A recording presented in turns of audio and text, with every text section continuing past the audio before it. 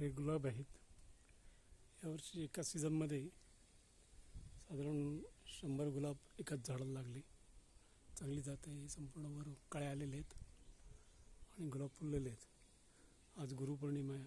आज गुरुना हे आता नवीन जे हे आहेत याला पण फुले येणार आहेत आणि यावर्षी सीझनमध्ये जवळजवळ 100 फुलं येऊन गेलेली आहेत. आणि ह्या साईडला आहे तो नीरफणस आहे. त्याची भाजी केली जाते. त्याचे लहान झाड आहे. पहिलीच फळं आलेली आहेत. पहिली छोटी फळं आलेली आहेत आणि याची भाजी बनवली जाते.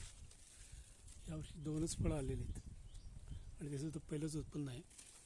हळूहळू होईल. बाकी कळी आहेत. अशा प्रकारे हे आजूबाजूला झाड लागवड केलेली आहे.